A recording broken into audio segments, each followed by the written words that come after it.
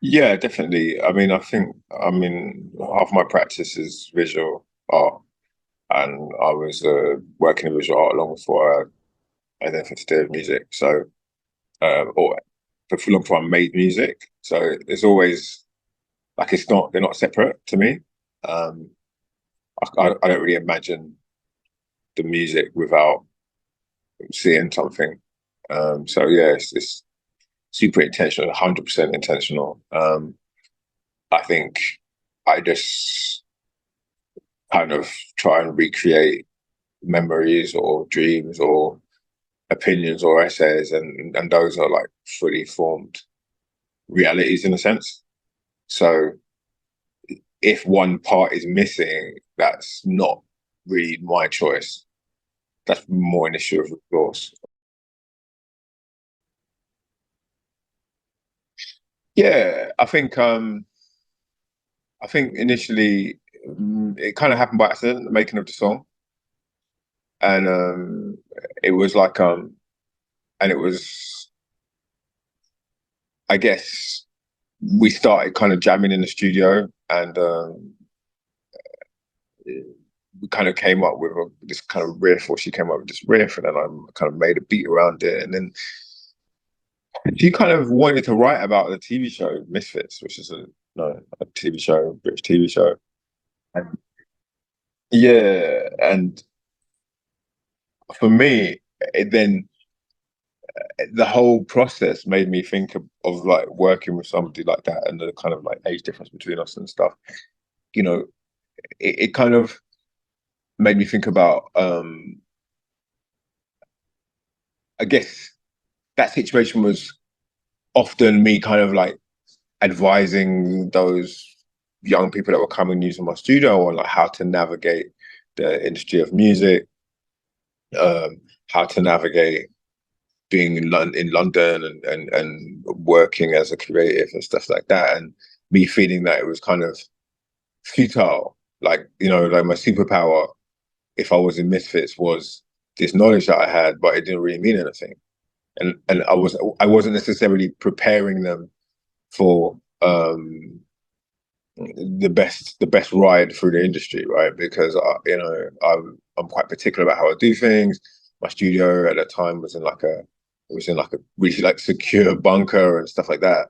And whilst I feel it created we create great music there, I wasn't sure I wasn't like setting those people on a path of frustration, right?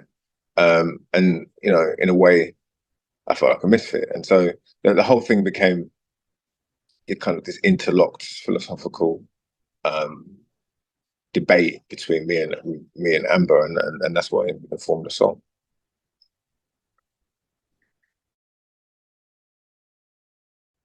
Depends what you mean by challenge.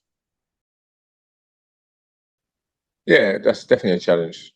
I mean, I think I said this in 2015 or whenever it was I came out, like that, there's a perception of how Black artists are supposed to be, and what you're supposed to make and what is valid because you're Black, right?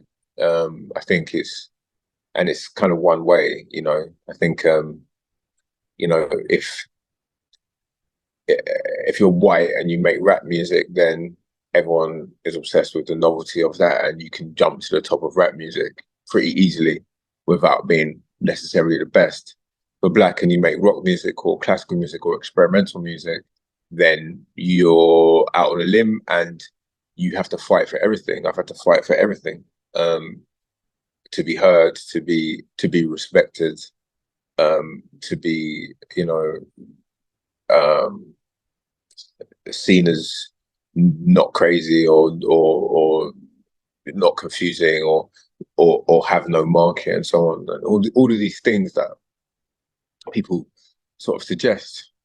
And I think it's kind of ridiculous. It's ridiculously challenging in so much as, you know, I think that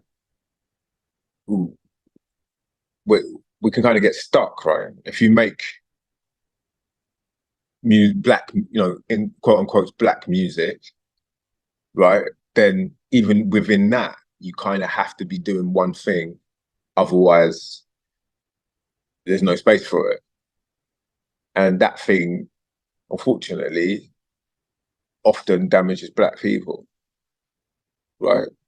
I think if you're making anything that's not quote unquote black music or basically like a particular kind of rap music, or doesn't have a immediately commercial or commercially exploitable like facet, then people just assume that there's no space for it, no market for it. And if you're white and you do exactly the same thing, then you're a genius and you're signed to every sort of cool indie for life.